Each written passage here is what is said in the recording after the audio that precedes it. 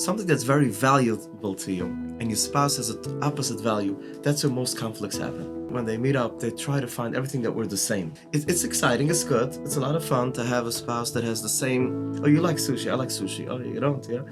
Very nice, but when you get married, those things don't matter too much. What matters most is the values. I've never met two people getting married and not having to work on, she's always late, he's always on time. She splurges here and he splurges there, and he says, no, over here you have to save, no, over here. So when it comes to money, it comes to children, it comes to chinuch. So these kind of things, every marriage needs to work on. This is something you cannot and will not detect throughout a date. You could date someone for a very, very long time. There's always going to be work. If you're not ready to work, you're not ready for marriage.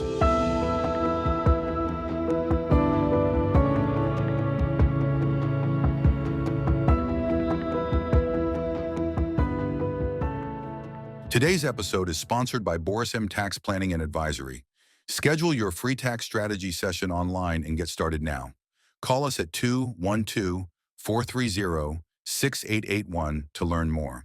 Beruchim Abayim, and welcome to Torah Talks Chazaq's program with special guests. We have with us Rabbi Shloime Ehrlich, all the way from Muncie. Baruch haba, welcome. Thank you. How are you? I'm happy to be here. And we're going to be speaking about happily ever after. Happily ever after, right. Before we get to the topic, if we get a little bit background about the rabbi and the great work. A background, okay. Baruch Hashem, I'm zeiche to help Eden all my life. Big merit. Hashem put me through a lot of personal challenges and different things in my life. And I always learned from every challenge, and I grew from it.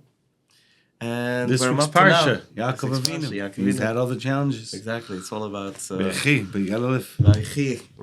It's the parsha we speak about where Yaakov Avinu was nifter, and it's called Vayechi Yaakov. Life. Yeah. He's the life. We celebrate the life of Yaakov. That's what the Gemara says. Yaakov Avinu lo mes.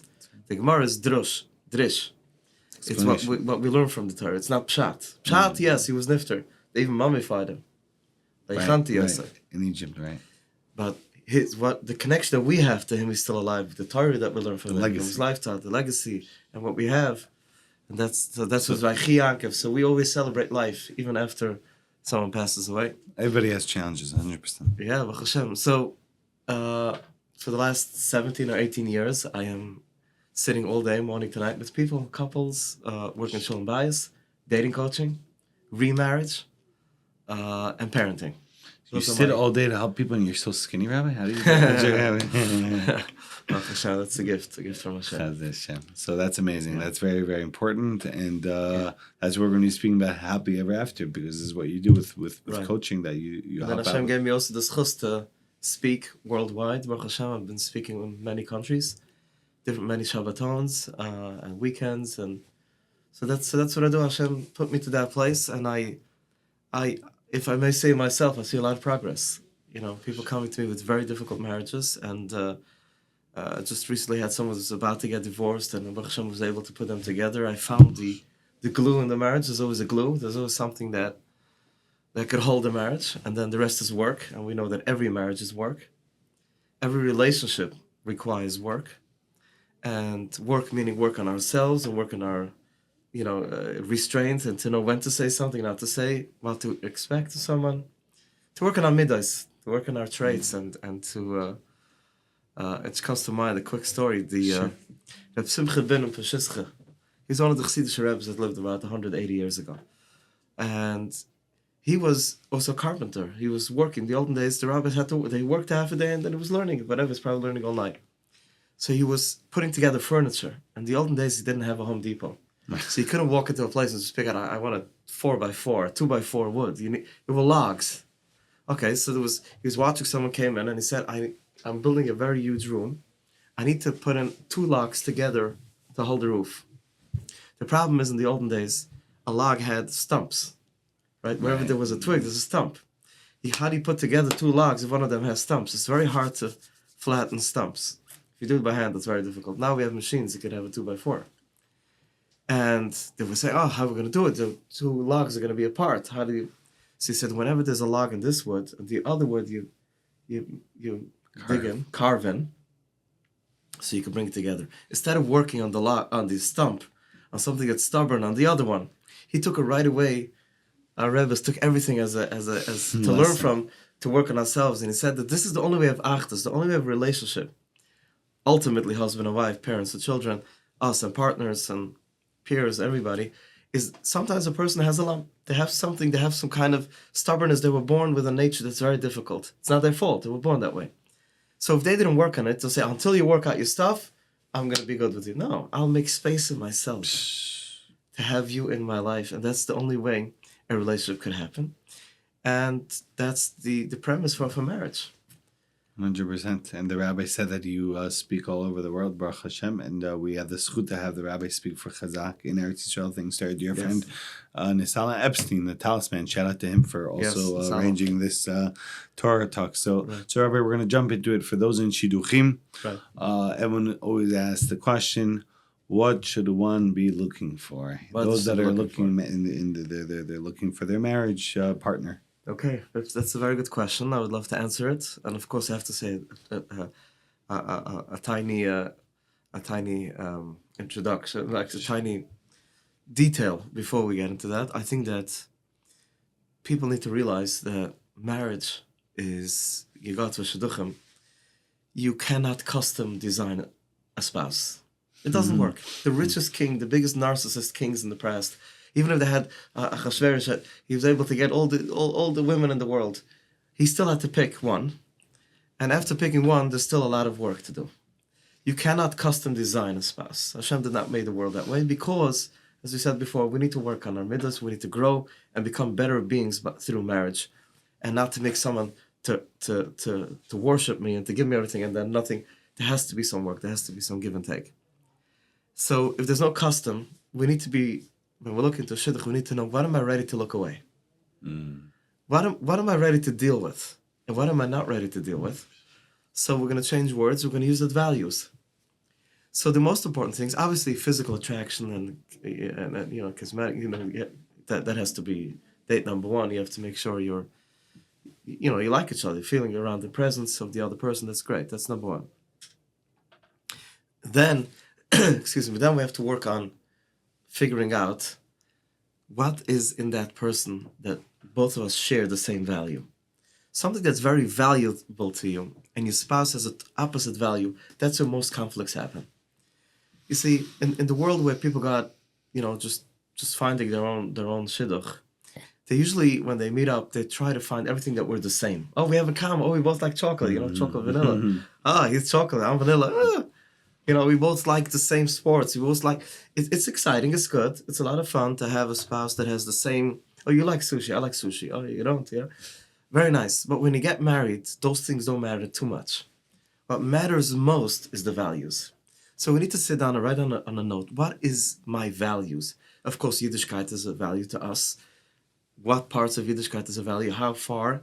And, if to you a value is a very large family, okay, write it down. If you use a value, you want your house to be a house of guests. You want every child. It's one of the most important things you need to have. When you get married, you want a spouse that after a year after the wedding, you can open the door and always have guests. If that's something that to you it's like a must-have, write it down. I'm not talking about luxuries. I'm not talking about that. That's petty things. Those are things that we're gonna have to work on anyway. Sitting with couples. Just want to retract a second. Sitting with couples. I've never met two people getting married and not having to work on, she's always late, he's always on time. She splurges here and he splurges there. And he says, no, over here you have to save. No, over here.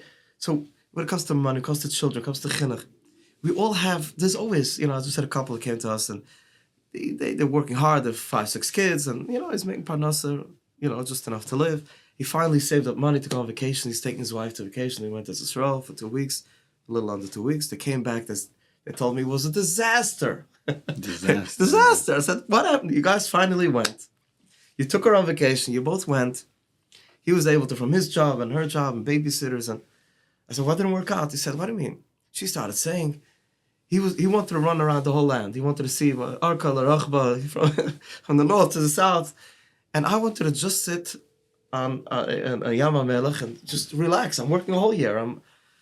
So he wanted to run around. He said, what do you mean? It's because we spent so much money for this vacation. You can't just sit in Yerushalayim on Yam HaMelech a whole day. Let's see the place. We weren't here for years. Let's go to Kaisel. Let's go there.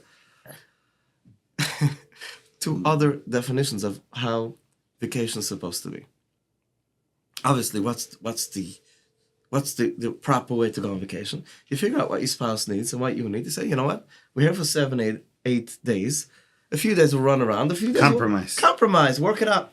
So these kind of things every marriage needs to work on. This is something you cannot and will not detect throughout a date. You could date someone for a very, very long time. There's always going to be work. If you're not ready to work, you're not ready for marriage. So work is I always tell people marriage is a workshop. The man works and the wife shops. I'm just joking. Good. I call it a Midas workout machine. You know, nobody's ready, and all of us need to work on our childhood. All of us are healing stuff from our past. There's a lot of work, and we should see it as an exciting thing, not as like a pressure.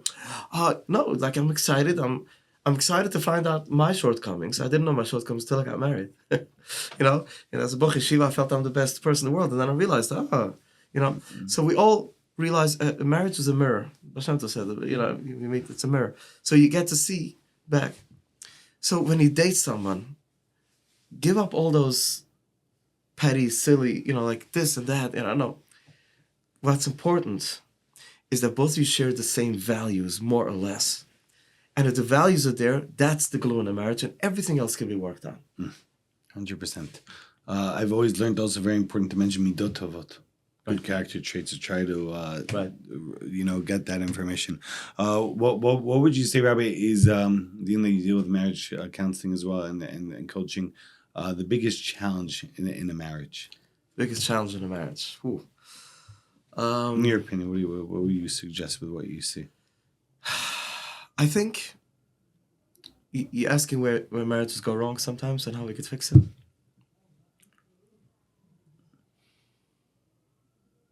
I think that most marriages suffer from a very human condition that all of us suffer and struggle with. It's called we forget what we have. We don't realize what we have. We are unappreciative. We take things for granted. Taking things for granted is the first ingredient for losing a relationship with a partner, with a child, and we're talking specifically in marriage where it matters most. You see, I was one of the founders of a huge Hasidic organization for divorced men. It's called Achim Baderech, Brothers on the Way. We opened it up, I think, like 9 years ago, like Shabbatons. It's a huge organization, unfortunately. We have hundreds and hundreds of people that are currently divorced from Hasidic men. My wife is very involved, sister to sister. Shout out to them. Awesome organization. Yes. I speak at the Shabbatons many times. Rabbi Kron, who needs a refuah, Kron, yeah. I always sit with him at the table. The speakers sit together. Yosef ben Hinder, he was one that introduced us to this organization. Chazaq. And sisters. So I meet him there. And I meet him at other Shabbatons as well. So we're very involved. We know what's going on. Sometimes married couples, should find out what's going on in the divorced world. And try to help people. And to realize what they have. That also, but to realize what they have. To realize that's it. Meaning to say, it's not like, you're divorced, you're not. Of course, everybody wants to be happy married, not just a marriage like just 50, 60 years ago. I don't know, post-war. I don't know what different cultures, different areas, but from where I grew up, a marriage was if two people were nice to each other, they were kind, and they were not fighting. That was a good marriage. Nowadays, we want to have a real loving marriage. We want to have good, deep, meaningful relationships. And we deserve it. And as Hashem, we need to work on that. And that's what we're trying to get. You could have everything. You could have the best spouse when you get married, when you met a girl the first time, or the guy, the boy, and you got married. Everything he does for you. You open up your drawer, and you take out your socks. The first time, you think like, wow, she had a mind when she went to shopping to get detergent. She's standing on taking care of the laundry, washing the laundry, folding it. And later when children come along, and she's still, don't take it for granted. You're taking out a clean pair of laundry from your drawer. Or you have a husband that goes out to work. He faces, I know, he has to work. He does something.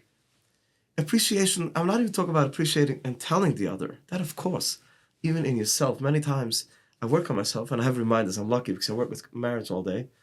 with couples and You learn marriage from counseling. you learn from So it others' reminds mistakes. me. It reminds me. I have a reminder, and I learn from mistakes. But it reminds me. I'm lucky. I open my drawer. Even my wife's still sleeping, and I like she did. She cooked. She made whatever she does. I could focus on all the things she didn't do, and I could focus on if I go down the wrong route. I could start seeing what other people have. That's if we have something. Don't take it for Don't granted. take it for granted. Be That's the appreciative. hatzlacha of a marriage. So what brings love? A deep, when you have a deep, meaningful relationship, you develop a feeling, and that feeling is called love. And that feeling is loving someone and being loved by someone. Ahava is giving, right? Right. Is giving, and so Lavi to give. and it's both ways. So when I feel that someone cares for me and someone appreciates me, I have a feeling of love. And when I care for someone and I appreciate them, I have a feeling of love for them. So love is a come and go. So whenever you want more love in your marriage, before you start thinking, what could my spouse do more for me? Start thinking, what are they already doing for me? And really, really be grateful. Being grateful is something that we have a Yetzer Hara. We have evil and inclination does not let us be appreciative. Why? Because if I appreciate you, I appreciate what you do for me on a daily basis, I owe you. We don't want to live like that. Different type, like it's gratitude, to being grateful, to saying thank you, meaning I owe you. And really, yes, I do owe them. I owe my wife, and my wife, it's something that we need to work on, the midos of understanding that what is the blockage of really, really, really being grateful and thanking and just owing our spouse. That's avodah. So if we want to love our spouse more, that's what we need to work on. And I want to say one more thing. Sure. This is an avodas Hashem as well. Everything is related. Hashem gave us relationships in this world. He could have created the world the way he wanted, in many other ways. That we should, as a human, the way I relate to others, give and take, I could relate to Hashem. It's all a muscle. It's all an example. Otherwise, how do I connect to Hashem? The way I connect to you, that's all I have. So how do we love Hashem? How do we love Hashem? Question is, first of all, we don't always understand why he does things. There's a lot of mean and painful moments in this world. And let's say everything would be awesome, but still, how do you love someone that you don't know, you don't see them, you have no connection? How do you connect, and how do you love Hashem? It's one of the mitzvahs that we need to love Hashem with the whole heart. I have a story that actually someone gave me the story, and this is going to explain everything in a second. I have a friend of mine. He unfortunately, both his kidneys went, and he was on dialysis for a very, very long time. Unfortunately, people should not know what it is. It's very painful. A few times a week, connected to a machine, filtering the blood. It's a disaster. It's Hashem Yirachem. Finally, he had a very rare blood type. Finally, he found someone to donate another yid to give him a kidney. He got his kidney. The problem is that the other guy gave it anonymously. He did not want his recipient to know, he or she did not want the recipient to know. But he wanted to really, for Hashem's sake, he wants zero recognition. Hashem, I gave a kidney to a yid. I don't want any recognition. So this person's telling me, I'm living already 2 years with a kidney. I got back my life. I'm a husband. I'm a father. I'm working again. This person I love that person. Even if I never seen that person. I love that person. Every day I daven for that person. I give tzedakah for that person. I would give away my house. I would sell my shoes. I would do everything in the world to that person. I just love that person. I wish it would reveal himself to me. Our kidney donor is Hashem. Everything we have. Everything we have, our eyes, our noses, taste, hearing. How can you not love someone just because you need to see them? He is so appreciative of his kidney. If we are really appreciative to the Rabbi Shalom, that he gave me the ability to drive him from Monsey to here, and to meet a person like you, and to speak a Chazaq, and whatever. able to see and listen and talk. I remember by COVID, I lost my sense of smell, like many people, and taste. Never came back perfect. But, you know, it didn't. Really? It's never perfect. I don't know, hopefully. But I'm so appreciative. I smell Basama Matashala. Okay. You know, some of my smells are still warped. I don't know. In any case, wow. I'm able to come and go. I just got an email yesterday from a girl in Borough Park, Brooklyn. And she sent me a whole email that she's thanking me for my shiurim that I give out. There's a lot of different lectures online and different things she sees. She wrote to me a whole email how she's so physically disabled. She could rarely move her fingers. The only thing she has in this world is her tablet, so she's able to see.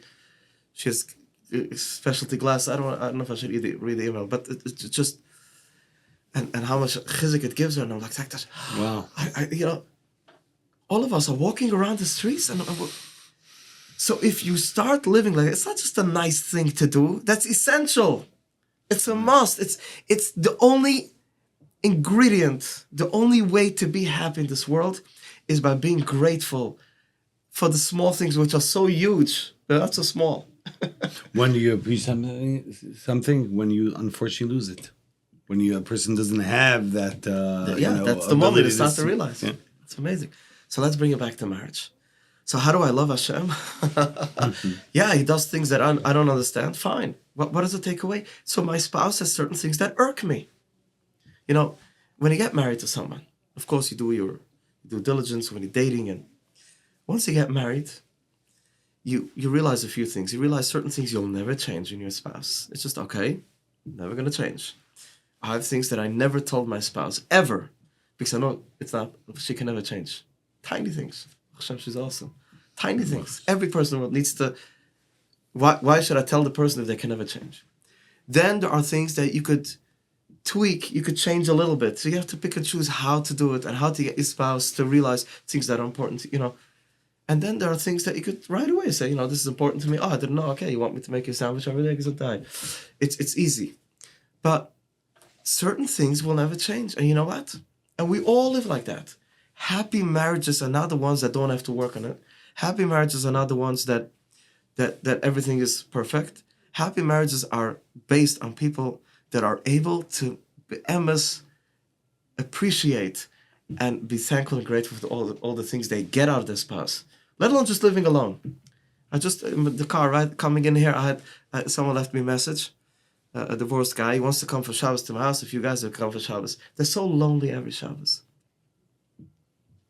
I've been on vacation without your spouse a few days. Not recommended, but if it happens, you miss them. It's not just having a spouse. I had an aunt that her husband my uncle was very sick for many years. He was in a wheelchair, oxygen, and there was a 70-year-old couple. And when he passed away, she was crying like a little child. And I remember I said, why did you, you know, of course, it's, you know, you lived this for 50 years.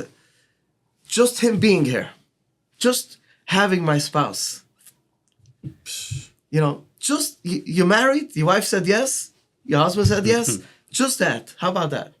Of course, we're not talking about people that are living with spouses that are unhealthy and they don't want to help themselves, or personality disorders, and people that struggle. We're not talking about that. You need to go to professional. You know, some people are living with abusers. No, don't be appreciated. First, figure out if you want to live with that abuser, because some people are just very unhealthy, unfortunately, the childhood, whatever it is that made it. You know, work it out with a professional. We're talking about two healthy people that have healthy issues. That's what we're talking about. So very important, the importance of being appreciative and grateful. Yes. How could one take that and, you know, they'll be appreciative, but to improve the marriage? It shouldn't just be, okay, you know, she's alive, right, he's alive, and that's it. Right. I'll tell you, number one, everybody should go on a date. Highly recommended. Go on a date once a week. Once a week is the rule. I'm telling you, if we miss, me and my wife, we're married quite a few years, we'll make up for it. A date, well, let me line out what a date is. A date is not, it's not a time to discuss heavy conversations.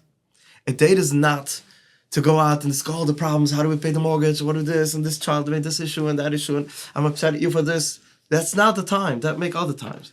A date is just the American word is chill. Just chill. Chillax, relax. Chillax. Chill. Go out. It doesn't have to cost money. It's nice to go out to eat every now and then. Just go on a walk, go on a drive, walk in a mall, go in a park. Alone time, the cell phone closed, not a vibrate. Closed. Just you and me time. There's so much going on in life. We deal with so much stress and stuff on daily. Marriage has to be rekindled. So dating is number one. Once a week. Once a week, but come on. Second thing is, what I would say to rekindle a marriage, I have a game that I give for couples. I tell them, take a paper and write down, tell me, I do, and sometimes when couples are like, when there's a lot of tension. The tension, then I do it with them in my office. But it's just a nice idea. So I tell the husband, write down a list of the 10 green buttons, things that you could say or do for your spouse, for your wife, that's going to make her very, very happy. It's called green buttons? A green button that you can press, or a red button. So the red button, tell me 10 things. Then I boil down to 5. Write down 5 things that what you say or you do really irks her. It drives up a wall. She does not like when you say or do it. And what are the 5 green buttons? And then write down your green buttons and your red buttons, okay? Right. So and hers and his. And I tell her to do the same. You write down his green and red. And then I exchange the paper. I'm telling you, the scene that I see in my office, I do this very often. It's just, wow. People are living together for 15 years. He never knew. By him doing this small thing, irks her like, mamish takes her out of a, or the other way. That's all you need, and that's what makes you happy. People don't know we're living with a spouse for so many years, and we still don't know it. So if one wants to do this game, we'll call it, the husband takes a piece of paper, 5 green, 5 red. His 5 green, his 5 red, and her what he thinks hers is. Got it. And you know what happens? He figures out that he doesn't know yet his own 5 green. I don't want to give it away. I want people to actually try it at home. Try it at home. Okay. Usually people say, don't try this at home. We're saying, try this at home. Try this at home. What happens, and you can redo it once a year, because things change, This is at a date or not on a date? You could do this at a date for fun. You could do it another night. And in order to keep a marriage, we have to deal with our issues together. Communication. But obviously, how do we communicate? I think one of the things that I see in marriages where things erupt is when conversations happen as a by the way. Derech agav. Those are the worst. That's where everything goes wrong. I'll talk to this electrician. He's working a light. He's standing on a ladder. And his wife calls him in about the heaviest question in the world. Like, what do we do about that? Or, yesterday he ignored me. I wasn't sure. And he answers whatever he could, like holding the phone. And whatever he's going to say is going to be wrong. He's going to be held accountable. He said this, he said that. He didn't say. A conversation has to be by appointment. A heavy conversation. So a light conversation. Meaning a husband and wife need to make it important for each other? I want to explain. So there's a light conversation, a heavy conversation. A light conversation is something technical. Pick up the milk, take out the garbage. What's for supper? Regular stuff. You can even text. I don't recommend text. I recommend voice, talking. But sometimes you can't. You want to send your spouse a list on the grocery, you text. Okay, fine. But text only technical stuff. Pick up the kids, whatever, what time's the babysitter coming home. Anything more than that for sure is to be on the phone. And things like that could just be all the time. It's okay. Whenever you have a heavy conversation meaning something that has to do with that bothers you about your spouse, or something that it's heavy for both of us, how we deal. Yeah, financial issues, whatever it is. The kid got kicked, it's cool. By appointment only. Say, my dear wife, my dear husband, I want to talk to you, and say what you want to talk about. I want to talk to you about ABC. When is a good time? He'll say, yeah, great, okay, fine, but I'm coming home from work soon. No problem, it could be tomorrow night. When can we have? And the time you sit down and you have that conversation. Wow. It avoids so many issues. it's an official, and you tell them what you want to talk about, so they just have time to prepare to think. Right, mentally. And if you don't finalize that meeting, you can, okay, we'll talk about it tomorrow. It's not. It's never an emergency. We think it's an emergency. It's never. If it is, dial 911. if it's not a light conversation, you could always have. You could have. There's many more categories. I teach 5 levels of communication, different things, and we're talking, personal stuff and non-personal. That's already more details. But the idea, the general concept is, so many times you get hurt and turned off, so to speak, because it happened at the spur of the moment. Even a chinuch, you scream at a child or you said something tough, and I say, "Why are you doing that? Just be nice to him. Yesterday had a hard day, and tomorrow you'll scream it out." It's not important. You don't have to tell your spouse right now. You don't have to tell your spouse right now. Later we'll discuss. Yesterday you said this to the child. Was that the right thing? Was it not? Let's discuss it. It's never an emergency. It's that feeling of urgency. That's where things go wrong. So by appointment, by an official time, I think that's amazing. Very, very good advice. So, advice to improve marriages, the rabbi says, once a week. Go out, and it shouldn't be heavy topics. It should be lighter topics. Yeah. And when things are a little bit heavier, to set an appointment with one another. Love that. Love the advice. Love this Torah talk. Love everything that you're saying, Rabbi. Right. We have a minhag. We have a custom in our Chazaq Torah talks. A final message. Final message for our broad audience. The final message is to know. I don't know what else I was going to put to my head. I think so. I've been doing that lately. I've been going to places to speak. Yeah. I'm just off the cuff. Yeah. Many people are against that. But Baruch Hashem, it's the nature. Things that come out of the heart. And also this Yalta Shmai, whatever.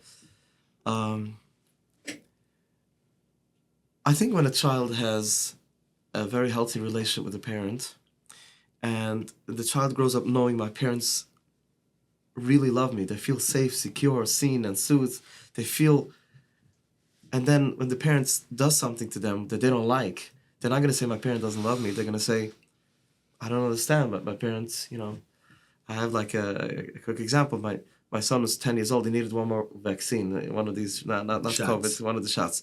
And he's a pachtan. He's frightened. He didn't want to. From the needle. So for 2 weeks, he was every night going to sleep on time and nice to sibling. And I kept telling him it's not going to help. You still have to go. I'll give you extra credit somewhere else, but you have to get that shot. Hashem sometimes gives us shots. I don't know. We don't know why. And if we have that healthy relationship, we understand, like the child is the parents, to us, our parent is the Bashem. There are moments when even things we don't like, we don't understand, or we can still connect and love. And what happens in a spouse in a marriage is when his spouse does something wrong. She did something wrong. She said something in front of your family. She said something that you would never want her to say, or you said in front of her family. So naturally, most people get turned off. Like they cold down the marriage. You can't look them in the face. They're like, sometimes they keep a grudge for 2 days or 3 days. Depends how unhealthy they are. So how do we do that? I think that we are able to have dual feelings at the same time. And we're able to love someone and be upset at them at the same time. I can't love and hate someone. I could love someone and be upset. So so right away when your spouse does something, you say, I'm upset I did that, and I need to figure out why they did it. I'm going to confront them. I'll decide how. Maybe we'll make an appointment to talk about it. But I still love them. And think that automatically 50% of your pain goes off. You don't get turned off. And the same thing with the Rabbi Shloime. We need to remember that everything is related. Relationships. We're humans. We're connectors. And just hold on a little bit longer. Mashiach is coming very soon. And Hashem is putting us through. And Chazal told us already 2,000 years ago, it's going to be tough times. We're actually living it. There's going to be one sorrow, one issue over the other. We're going to forget. I forgot the Imam Chazal that every tzara is going to make you forget.